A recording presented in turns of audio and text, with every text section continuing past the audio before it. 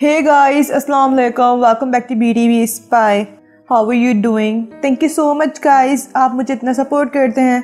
So guys, आज के इस वीडियो में मैं recently American horror Netflix series archive 81 को कंप्लीट एक्सप्लेन करूंगी.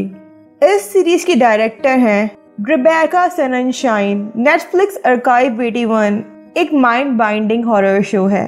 ये शो मैथोलॉजीज और टेक्नोलॉजी से जुड़ा हुआ है. इसके अलावा ये सीरीज ऐसे ड्रामे से भरी हुई है कि हमारा माइंड पेंडुलम की तरह कभी इधर और कभी उधर हो रहा होता है. बेसिकली सीरीज का प्लॉट कुछ यूं है. दो लोग अलग अलग टाइमलाइंस में रहकर एक दूसरे से कनेक्ट कर सकते थे. एक आर्काइविस्ट डैन टर्नर को एक शक करने वाला बिजनेसमैन हायर करता है कुछ कैमरा टेप्स को रिपेयर करने के लिए. इस काम के दौरान डैन एक लड़की मेलोडी पेंड्रस से मुतासिर हो गया था जो इन टेप्स में थी. लेकिन बात सिर्फ मेलोडी की नहीं थी बल्कि मेलोडी और डैन के पापा स्टीव टर्नर के बीच कोई कनेक्शन भी था. अब डैन को बेचैनी हो रही थी कि आखिरकार मेलोडी के साथ 25 साल पहले ऐसा क्या हुआ था. डैन ये जानने के लिए हर राज खोल रहा था. गाइस, इस वीडियो में स्पॉयलर्स हैं. आर्काइव 81 नेटफ्लिक्स पर प्रीमियर्ड हुई 14 जनवरी 2022 में. IMDb पर आर्काइव 81 को मिले हैं 7.6 स्टार्स आउट ऑफ 10. आर्काइव 81 को गूगल यूजर ने 93% लाइक किया है. गाइस, अगर आपने BTV स्पाई को अभी तक सब्सक्राइब नहीं किया तो इसे ज़रूर सब्सक्राइब कर लें और साथ में बेल आइकन भी ज़रूर प्रेस कर दिएगा ताकि मेरी न्यू वीडियो आने की अपडेट आपको मिल जाए. Okay guys, let's start explain the series. Dan Turner New York city का एक आर्काइविस्ट था जो म्यूजियम के लिए काम करता था इमेजेस को ठीक करने के लिए. डैन ने अपनी फैमिली को एक हादसे की वजह से खो दिया था. एक्चुअली डैन जब छोटा था उसके घर में आग लग गई थी और डैन इस वजह से बच गया था क्योंकि वो अपने डॉग को जंगल में वॉक करवाने के लिए लेकर गया था. इस बचपन के ट्रॉमा की वजह से डैन डिप्रेशन में रहता था और उसकी मेंटल हेल्थ भी चेक होती थी रूटीन के साथ. लेकिन ड्रामा तो तब शुरू होता है डैन की लाइफ में जब डैन की सीनियर कैरन डैन को एक टेप रिपेयर करने के लिए कहती है जो एक खुफिया क्लाइंट की थी. जब डैन उस टेप पर काम करना शुरू करता है उस टेप में एक डॉक्यूमेंट्री फिल्म मेकर मेलोडी पेंड्रस थी. इन 1994 मेलोडी एक रिसर्च प्रोजेक्ट पर काम कर रही थी जिसमें वो विसर अपार्टमेंट पर रिसर्च कर रही थी. विसर अपार्टमेंट में एक छोटी सी कम्युनिटी थी. विसर अपार्टमेंट के बारे में सर्च करने पर डैन को पता चलता है विसर अपार्टमेंट में 26 मार्च 1994 को आग लग गई थी. लेकिन इस पुरस्कार हादसे के पीछे 13 रेसिडेंट्स की बॉडी नहीं मिली थी. अब डैन का मानना था कि मेलोडी भी उन लोगों के साथ गायब हो गई है. डैन को ये tape president LMD Virgil Davenport ने भेजी थी. डेवनपोर्ट को डैन का काम पसंद आया था और वो डैन को ऑफर करता है इस टेप की कलेक्शन को रिपेयर करने के लिए जिसके लिए वो डैन को $1 लाख ऑफर करता है. ये काम बहुत कॉन्फिडेंशियल था इसीलिए डैन सिटी से दूर रिमोट फैसिलिटी में रह रहा था. पहले तो डैन इस काम के लिए मना करता है क्योंकि डेवनपोर्ट उसके डेथ फैमिली के बारे में बात कर रहा था. डैन को इस बात से शक होता है कि डेवनपोर्ट को कैसे पता कि उसकी फैमिली एक हादसे की वजह से मारी गई क्योंकि डैन सोशल मीडिया पर नहीं था और किसी को डैन की पर्सनल लाइफ के बारे में कुछ नहीं पता था. अब डैन इस बात की फिक्र के मारे मेलोडी की टेप फुटेज बार बार देख रहा था. उस टेप में डैन को मेलोडी के मिरर पर एक फोटो मिलती है जिस फोटो में डैन का डॉग क्लेओ था. डैन इस बात का जिक्र अपने बेस्टी मार्क से करता है. मार्क एक पॉडकास्ट शो मिस्ट्री सिग्नल्स चलाता था जिसमें वो सुपरनैचुरल स्टोरी सुनाता था. मार्क को डैन पर यकीन नहीं था कि डैन का कोई कनेक्शन है मेलोडी से जो 1994 में मर चुकी थी. अब इन सारी बातों का जवाब लेने के लिए डैन डेवनपोर्ट की ऑफर मान लेता है और रिमोट फैसिलिटी चला जाता है. ये फैसिलिटी 9 ईयर के बीच में था जिसके अंदर सारी सहूलत थी. लेकिन इस फैसिलिटी में हर जगह कैमरा लगे थे और उधर ना ही इंटरनेट था और ना ही नेटवर्क था और फोन नेटवर्क कैच करने के लिए बहुत दूर जाना पड़ता था. फैसिलिटी में एक लैंडलाइन था लेकिन वो भी ट्रैप था डेवनपोर्ट का. डैन को ऐसा लग रहा था कि वो एक फिश बोल में फंस गया है. इसी वजह से वो स्ट्रेस में था लेकिन टेप्स के अंदर सुकून था। अब डैन टेप्स को रिपेयर कर रहा था और वो टेप्स को साथ साथ देखता जा रहा था। डैन को टेप्स में से क्या मिला था? अब कहानी आती है मेलेडी पेनड्रेस पर, जो विसर अपार्टमेंट जाती है अपनी बायोलॉजिकल मदर जूलिया बेनेट को ढूंढने, क्योंकि मेलेडी को जितने भी लेटर्स आए थे उन लेटर्स का एड्रेस विसर अपार्टमेंट ही था। अब मेलेडी अपनी मदर को ढूंढ रही थी और साथ ही साथ वो विसर अपार्टमेंट के ऐसे ऐसे राज खोलती जा रही थी जो सच में हैरान कुन थे। जूलिया ने मेलेडी को एक चर्च में छोड़ दिया था और अब वो एक यतीम बच्ची थी। मेलेडी हर वक्त खुद को डैन से जुड़ा हुआ महसूस करती थी, क्योंकि डैन भी एक यतीम था। बचपन के ट्रोमा से मेलेडी एंजाइटी का शिकार थी। इससे बाहर निकलने में उसकी मदद एक साइकोलॉजिस्ट स्टीव टर्नर कर रहे थे। इत्तेफाकन स्टीव डैन के फादर थे। मेलेडी विसर अपार्टमेंट के 2C रूम में रह रही थी। इस रूम के अंदर एक अजीब सी खौफनाक रिदम सुनाई दे रही थी। ऐसा लगता था कि ये किसी ओकल्ट की इबादत है। खैर, इस ओकल्ट के कल्ट का लीडर था सैमुअल। शॉकिंगली सैमुअल डेवनपोर्ट का छोटा भाई था और सैमुअल का असल नाम अलेक्जेंडर डेवनपोर्ट था। ये कल्ट मेंबर्स एक मूर्ति कैलेगो की इबादत कर रहे थे, जिससे ये लोग अलग दुनिया में जा सकें, जहां सब पॉसिबल था। ये मूर्ति पहली बार 14वीं सेंचुरी को जाहिर हुई थी। विसर अपार्टमेंट वॉस मैंशन को तबाह कर बनाया गया था। वॉस मैंशन के लोग ये कल्ट चला रहे थे, जिसका नाम वॉस सोसाइटी था। इन 1924 आयरिस वॉस ने रिचुअल की और उस रिचुअल से पूरा मैंशन तबाह हो गया, लेकिन कुछ वजह से रिचुअल रूम बच गया और सैमुअल ने उसे अपने रिचुअल के लिए यूज किया। हर मेंबर कैलेगो के कब्जे में आ गया था, क्योंकि उनकी ना पूरी होने वाली विशेष थी। जस्ट लाइक आयरिस को एक बेबी चाहिए था, लेकिन वो कभी माँ नहीं बन सकती थी। अब आयरिस कैलेगो से अपना बच्चा मांग रही थी, जबकि विजिल डेवनपोर्ट चाहता था कि उसे डीमन की सारी पावर्स मिल जाएं। रिचुअल के अंदर सैमुअल को एक इंसान की सूरत में कैलेगो को बलि चढ़ानी थी, जिसने वो जेसिका यानी जेस की बलि चढ़ाने वाला था। सैमुअल और कैसेंड्रा जेस को एक शाइनिंग फंगस खिला रहे थे, जिसको ये दोनों कैलेगो का खून कहते थे। ये फंगस वहां पैदा होती थी जहां कैलेगो की इबादत होती थी। जेस अब इस फंगस से इन्फेक्टेड थी, जिसकी वजह से जेस को मिर्गी के दौरे पड़ते रहते थे और यहाँ तक कि मेलेडी की बेस्टी एनाबेल भी इस फंगस से पागल हो रही थी। अब वो आयरिस वॉस की पेंटिंग बना रही थी, जो कैलेगो की दुनिया में फंस गई थी। मेलेडी सेव करना चाहती थी जेस को, जबकि सैमुअल जेस की बलि चढ़ाना चाहता था। सीरीज की एंड में सैमुअल का right hand John Smith melody को पकड़ लेता है और सैमुअल रिचुअल रूम में रिचुअल परफॉर्म करता है। तब पूरी बिल्डिंग में आग लग जाती है, जिसके अंदर सैमुअल, मेलेडी और जेस बच गए थे।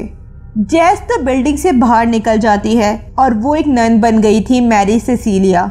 जेस अपने फिशर प्राइस पिक्सल 2000 से रिचुअल शूट कर रही होती है, जिसमें ये रिकॉर्ड होता है कि मेलेडी और सैमुअल टेलीपोर्ट हो गए थे दूसरी दुनिया में और कैलेगो ने उन्हें अपना कैदी बना लिया था, क्योंकि कैलेगो को अकेला महसूस होता था। कैलेगो कौन था और वो कहाँ से आया था? कैलेगो मैथोलॉजीज में है। जब सैमुअल फादर रूसो को मार देता है, मेलेडी फादर रूसो के रूम में छुप छुपाकर घुस जाती है, जहां उसे हिडन नोट्स मिलते हैं जो कैलेगो के ओरिजिन्स को एक्सप्लेन कर रहे थे। ये जो एक शैतान जैसी मूर्ति थी, जिसके विषय में पूजा हो रही थी। 14वीं सेंचुरी के अंदर आयरिस वॉस ने पहली बार कैलेगो की पूजा की और आयरिस का मानना था कि कैलेगो के अंदर एक देवता और एक शैतान है।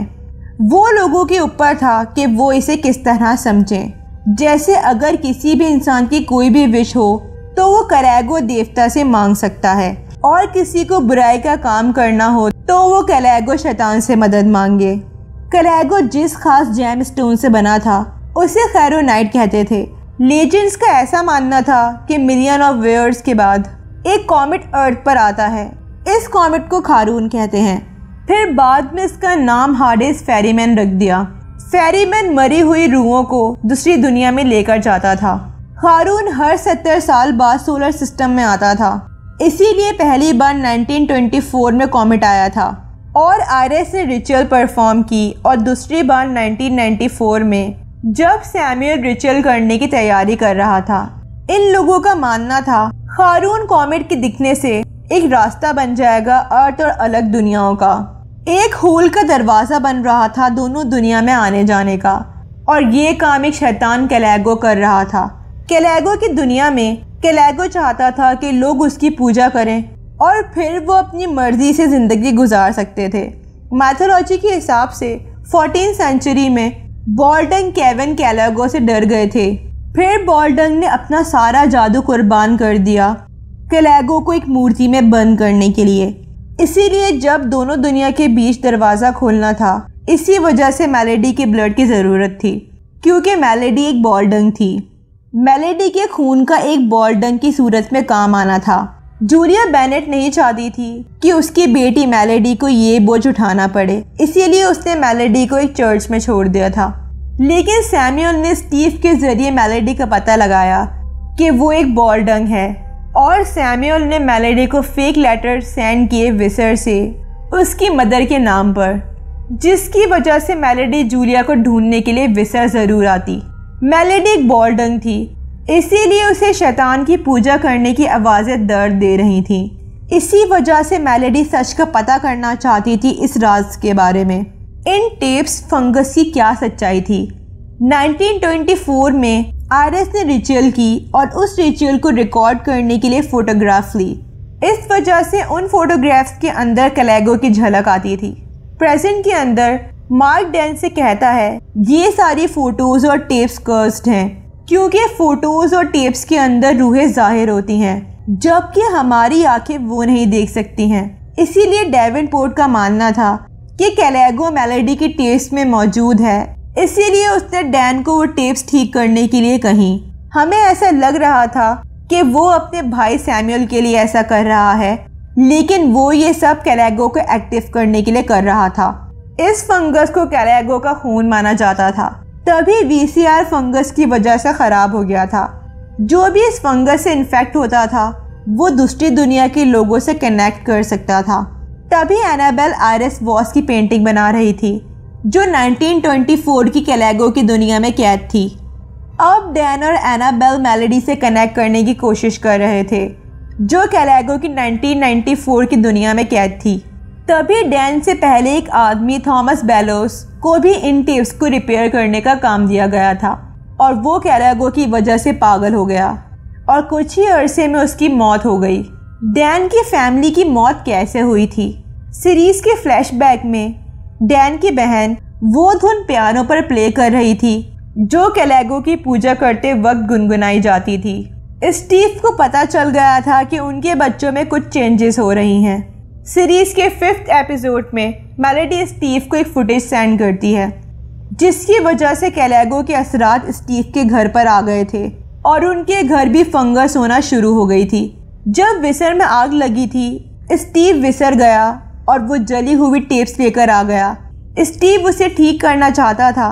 डेवेनपोर्ट डैन को कहता है उन टेप्स की वजह से कैलागो वापस अपना असर करना शुरू कर सकता था, इसीलिए बॉल्डंग ने डैन के घर में आग लगा दी, जिससे डैन की फैमिली मारी गई, जबकि डैन का बचना महज एक इत्तेफाक था।